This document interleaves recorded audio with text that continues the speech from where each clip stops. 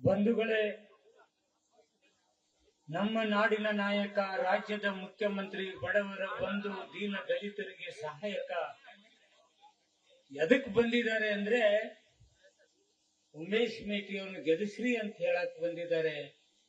ನಮ್ಮ ನಾಯಕರಾದಂತಹ ಸಿದ್ದರಾಮಯ್ಯ ಸಾಹೇಬ್ರೆ ಅವರೇ ಹೇಳಿದ ಹಾಗೆ ಯಾರ್ದು ಹೆಸರು ತೆಗೆದುಕೋಬೇಡ ಅಂತ ಹೇಳಿದ್ದಾರೆ. ಆದ್ರಿಂದ ವೇದಿಕೆ ಮೇಲಿರ್ತಕ್ಕಂಥ ಎಲ್ಲ ಹಿರಿಯರು, ಬಂಧುಗಳೇ, ಇವತ್ತು ಚುನಾವಣೆ ಬಂದಿದೆ.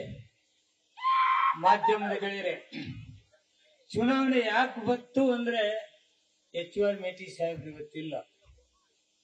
HR ಮೇಟಿ ಸಾಹೇಬ್ರು ಇರ್ಲಾರ್ದ ಇರೋದ್ರಿಂದ ಇವತ್ತು ಚುನಾವಣೆ ಬಂದಿದೆ. ಅವ್ರ ಕನಸುಗಳು ಏನೇನಿತ್ತು ಅದು ನನಸು ಮಾಡ್ಲಿಕ್ಕೆ ನಮ್ಮ ಸಿದ್ದರಾಮಯ್ಯ ಸಾಹೇಬ್ರು ಬಂದಿದ್ದಾರೆ. ಅವ್ರ ಕನಸು ಎಂತದು? ಬಡವರಿಗೆ ವೈದ್ಯಕೀಯ ಸೇವೆ ಸಿಗಬೇಕು, ಅದು ಕಡಿಮೆ ಅವಧಿಯಲ್ಲಿ ಸಿಗಬೇಕಂತಕ್ಕಂಥ ಇಚ್ಛೆ ಇಟ್ಟಂತ HR ಮೇಟಿ ಅವರು ಕನಸು ನನಸಾಗಬೇಕಾದ್ರೆ ಇವತ್ತು ಶಂಕುಸ್ಥಾಪನೆ ಮಾಡಿದ್ದಾರೆ.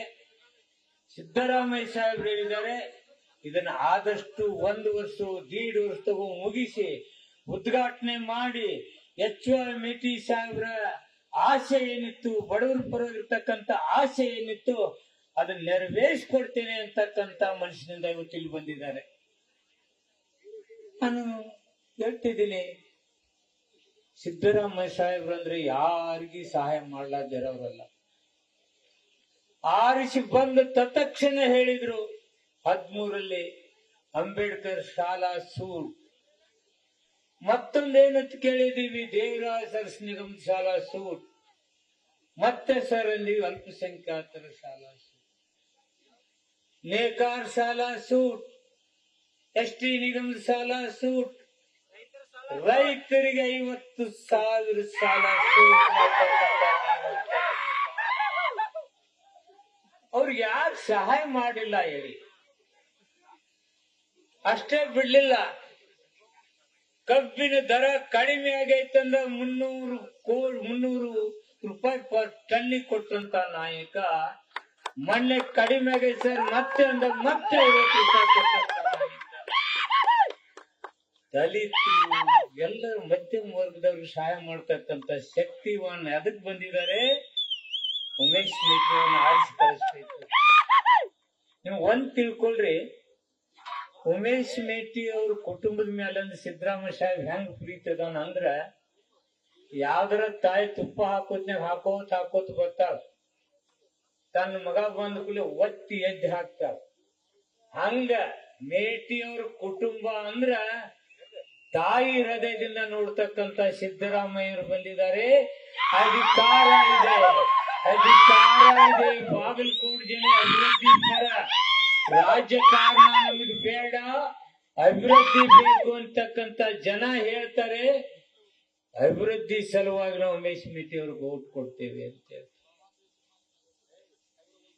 ಅವ್ರಿಗೆ ರಾಜಕಾರಣ ಬೇಡ, ಅಭಿವೃದ್ಧಿ ಬೇಕು, ಸೇವಕ ಬೇಕು. ಬಾಗಲಕೋಟೆ ಜನರು ಸೇವೆ ಮಾಡಕ್ ಬೇಕು, ದುರಹಂಕಾರಿ ಬೇಡ ಅಂತ ಹೇಳಕ್. ದುರಹಂಕಾರಿ ಬೇಡ, ಸೇವಕ ಮಾಡ್ತಕ್ಕಂತ ಉಮೇಶ್ ಬೇಕು ಅಂತಕ್ಕಂತ ಮಾತನ್ನ ಹೇಳ್ತಾರೆ. ಬಾಗಲಕೋಟೆ ಜನರಲ್ಲಿ ನಾನು ವಿನಂತಿ ಮಾಡ್ಕೊತಿದ್ದೀನಿ, ಆ ಬಿಜೆಪಿ ಅವ್ರು ನಾವು ಕೇಳ್ತೀವಿ, ಆಲ್ಮಟ್ಟಿ ಡ್ಯಾಮ್ ಮುಳುಗಡೆ ಆಗೈತಲ್ಲ, ಜನರು ಎಷ್ಟು ಗೋಳಾಡ್ತಾರಲ್ಲ, 9 ವರ್ಷ ಇದ್ರಪ್ಪ ನೀವ್ ಏನ್ ಮಾಡಿದಿರಿ? ಏನಿಲ್ಲ, ಅಲ್ಲ ಏನೇನು ಇಲ್ಲ, ಏನೇನಿಲ್ಲ. ಬಾಗಲಕೋಟೆ ಜನತೆಗೆ ಏನು ಮಾಡೇ ಇಲ್ಲ. ಮುಳುಗಡೆ ಆಗೋರ್ಗೆ ಪುಣ್ಯಾತ್ಮರ ನಮ್ಮ ಬಿಜೆಪಿ ಅವ್ರು ಇಲ್ಲಿ ಏನೋ ಉದ್ಧಾರ ಮಾಡ್ತಾರಂತೇಳಿ ಇಲ್ಲೊಬ್ರು ನೀರಾವರಿ ಮಂತ್ರಿ ಮಾಡಿದ್ರು ಪಾಟೀಲ್. ಆ ನೀರಾವರಿ ಮಂತ್ರಿ ಕೇಳ್ತೀನಿ, ಬಿಜೆಪಿಯಿಂದ ಆದಾಗ ಏನ್ ಮಾಡಿದ್ಯಪ್ಪ ನೀನು? ಆ ದೇಶದ ಇತಿಹಾಸ ಹೇಳ್ತಿದಿ. ವೀರೇಂದ್ರ ಪಾಟೀಲ್ ಏನ್ ಮಾಡಿದ್ರು, ಇಂದಿರಾ ಗಾಂಧಿ ಏನ್ ಮಾಡಿದ್ರು, ಎಲ್ಲಾರು ಇತಿಹಾಸ ಹೇಳ್ತಕ್ಕಂತ ಪುಣ್ಯಾತ್ಮ ನಿನಗಿಲ್ಲಿ ಅವಕಾಶ ಕೊಟ್ಟಿದ್ರಲ್ಲ. ನೀರಾವರಿ ಮಂತ್ರಿನೇ, ಅದು ಬಾಗಲಕೋಟೆ ಜಿಲ್ಲೆಯವರು ಏನ್ ಮಾಡಿದ್ರಂದ್ರೆ 20-25 ಲಕ್ಷ ರೂಪಾಯಿ ಎಕರೆ ಕೊಡ್ಬೇಕಂತೇಳಿ. ಎಷ್ಟು ಮಂದಿ ಕೊಟ್ಟಿದ್ರ? 4 ಮಂದಿ ಕೊಟ್ಟಿದ್ರು. ಅವು ಚೆಕ್ ಬೌನ್ಸ್ ಆಗಿದ್ವು.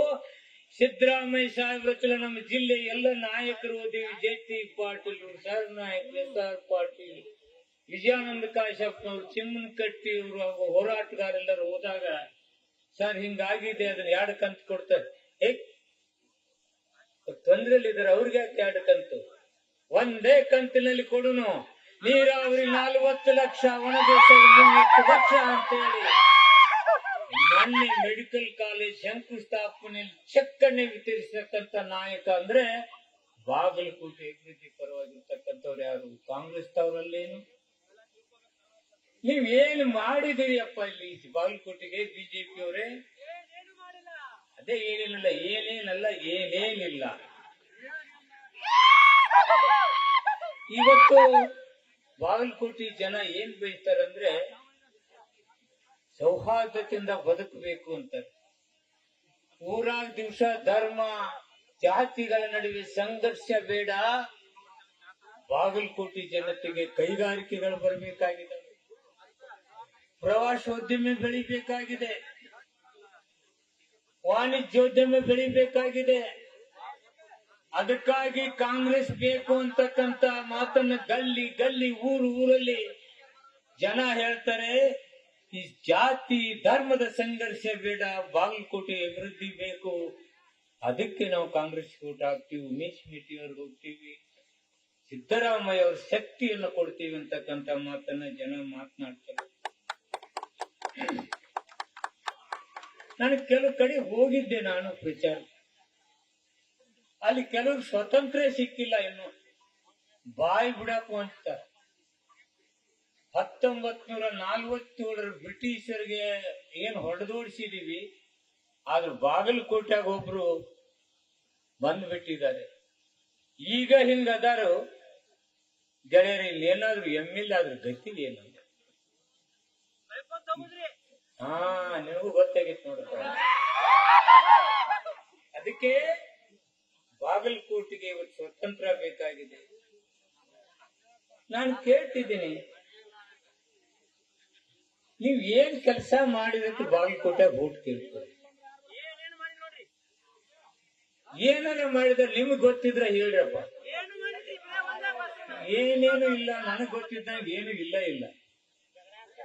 ಅಂತವ್ರ ಮಟ್ಟ ಕೇಳಕ್ ಏನ್ ನಿಮ್ಗೆ ನೈತಿಕತೆ ಇದೆ? ಇಲ್ಲೇನು ಬೆಂಗಳೂರು ಮಂಗಳೂರವ್ರು ಬಂದು ಭಾಷಣ ಹೊಡೆದದ್ದು ಹೇಳಿದ್ರು ಸುಳ್ಳು ಪುರಾವಿರಂಗಿಲ್ಲ, ಏನಿರಂಗಿಲ್ಲ. ಹಿಂದೂಗಳು ಮಾಂಸ ತಿನ್ನೋರು ನೋಡಿ, ಎಷ್ಟು ಮಂದಿ ನಾವು ಮಾಂಸ ತಿನ್ನೋರು ಇದೀವಿ. ನಾವು ಹಿಂದೂಗಳಲ್ಲಿ ಮಾಂಸ ತಿನ್ನೋರು ಹಿಂದೂಗಳೆಲ್ಲ ಅಂದ್ರೆ ಬೇಕಾದ್ರೆ ಹೊರಗೆ ಹಾಕಿ ಬಿಡ್ರಪ್ಪ. ನೋಡು, ನಾವು ಹಾಕಂಗಿಲ್ಲ, ನೀವು ಹೋಗಂಗಿಲ್ಲ. ಎದಕ್ ಹೋಗ್ತೀಯ? ನಾನು ಹಿಂದೂ, ಮಾಂಸ ತಿನ್ನವನು ಹಿಂದೂ, ಚೌಳಿಕಾಯಿ ತಿನ್ನವನು ಹಿಂದೂ, ಬದ್ನಿಕಾಯಿ ತಿನ್ನವನು ಹಿಂದೂ. ನೀವಷ್ಟೇ ಹಿಂದೂಗಳಲ್ಲ, ನಮ್ಮ ಉಮೇಶನು ಹಿಂದೂ. ಹಿಂದೂಗಳಿಗೆ ಊಟ ಹಾಕಂದ್ರೆ ಉಮೇಶ್ ಅಂದ್ರೆ ಅವನ ಪಾಪ ಹಿಂದುಳಿದವ ಅಂತೇಳಿ ಅವನ್ ಹಿಂದೂ ಅಲ್ಲ. ಅದಕ್ಕೆ ಹಿಂದೂ ಧರ್ಮ ನಮ್ಮೆಲ್ಲರದು ಹಾಗೆ ಅಂತಕ್ಕಂಥದ್ದು ನಾವು ಇವತ್ತು ಹೇಳ್ಬೇಕಾಗ್ತದೆ. ಇಲ್ಲಿ ಬಾಗಲಕೋಟೆಯಲ್ಲಿ ನಡುಗಡ್ಡೆ ಮುಳುಗಡೆದು ಸರ್ವೆ ಆಗಿದೆ, ತೊಂದರೆಯಲ್ಲಿದೆ. ಅದನ್ನು ಸರ್ಕಾರ ಪರಿಶೀಲನೆ ಮಾಡ್ತದೆ. ಅದು ಕಾರ್ಯಪ್ರವೃತ್ತದಲ್ಲಿದೆ. ಆ ಜನತೆಗೆ ನಾವು ಯಾವುದೇ ರೀತಿಯಲ್ಲಿ ಸಹಾಯ ಮಾಡಬೇಕಾಗಿದೆ. ಅದನ್ನ ಗಂಭೀರವಾಗಿ ಯೋಚನೆ ಮಾಡ್ತಕ್ಕಂತ ವಿಚಾರದಲ್ಲಿ ಮುಖ್ಯಮಂತ್ರಿಗಳಿಗೆ ನಾನು ತಿಳಿಸಿದ್ದೇನೆ ಅಂತಕ್ಕಂತ ಮಾತನ್ನ ತಮ್ಮ ಎದುರುಗಡೆ ಹೇಳಿಕ್ಕೆ ಇಷ್ಟಪಡ್ತಾ ಇದ್ದೀನಿ. ಮುಖ್ಯಮಂತ್ರಿ ಸೇವಕನಾಗಿ ಉಮೇಶ್ ಅವರು ನಿಲ್ತಾ ಇದ್ದಾರೆ. ಇನ್ನೊಂದು ಕಡೆ ಮನೆಯಲ್ಲಿ ಒಳಗಡೆನೆ ನೋಡಿಲ್ಲ ಯಾರು. ಬಹಳ ಜನ ಇಲ್ಲಿ ಬಾಗಲಕೋಟೆ ಜನತೆ ಹೊರಗಡೆ ನಿಂತು ಮಾತಾಡ್ತಕ್ಕಂಥವ್ರು ಒಬ್ರು ಇದ್ದಾರೆ. ದಯಮಾಡಿ ಎಚ್.ವೈ. ಮೇಟಿ ಸಾಹೇಬ್ರಂಗೆ ಸರಳ ಸಜ್ಜನಿಕೆಯ ಎಲ್ಲರಿಗೆ ಕೈ ಮುಗಿದು ಮಾತನಾಡ್ತಕ್ಕಂತ ದೊಡ್ಡ ವ್ಯಕ್ತಿಯ ಮಗ ಉಮೇಶ್ ಮೇಟಿ. ಉಮೇಶ್ ಮೇಟಿ ಹೇಗೆ ಅಂದ್ರೆ ನಾವು ನೋಡ್ತೀವಿ, ಮಾತಾಡುವಪ್ಪ ಜೋರಾಗಿ ಮಾತಾಡು ಉಮೇಶ್ ನೆನಪ, ನನ್ನ ಮಾತೇ ಕಟ್ಟಾಗ್ಬಿಡ್ತಾವೆ. ತಂದೆಯ ಪ್ರೀತಿ ವಾತ್ಸಲ್ಯದ ನಡುವೆ ಬದುಕಿದಂತ ಉಮೇಶ್ಗೆ ಅವನ್ ಮಾತಾಡ್ಲಿಕ್ಕೆ ಅಡೆತಡೆ ಆಗುದವ್ರ ತಂದೆಯ ಸಾವು. ಆದ್ರೆ ಕೆಲಸದಲ್ಲಿ ಕೇಳಬೇಕು, ಅವನಿಗೆ ಏನ್ ಬೇಕಾದ ಕೆಲಸ ಕೇಳಿ ನಾ ಮಾಡ್ತೇನೆ ಅಂತಕ್ಕಂತ ಹಠಗಾರ ಅದಾನೆ. ನಾವು ಉಮೇಶ ನೀ MLA ಮಾಡಿ ಬಾರಪ್ಪ ನಮ್ ಕೆಲಸ ಮಾಡೋದ್ ಕೇಳ್ಬಹುದು. ಬಿಜೆಪಿ ಒಬ್ರು ನಿಂತಲ್ಲ, ಅವ್ರನ್ನ ಕೇಳ್ತೀರ ಹಂಗ? ಅವ್ರ ಮಾತುಗಳನ್ನ ಕೇಳಿದಿರ ನೀವು ಹೆಂಗಿರ್ತಾವು? ಅದಕ್ಕೆ ಸೇವಕನಿಗೆ ಆರಿಸಿ ಕಳಿಸಿ ಅಂತೇಳಿ ನಿಮ್ಗೆ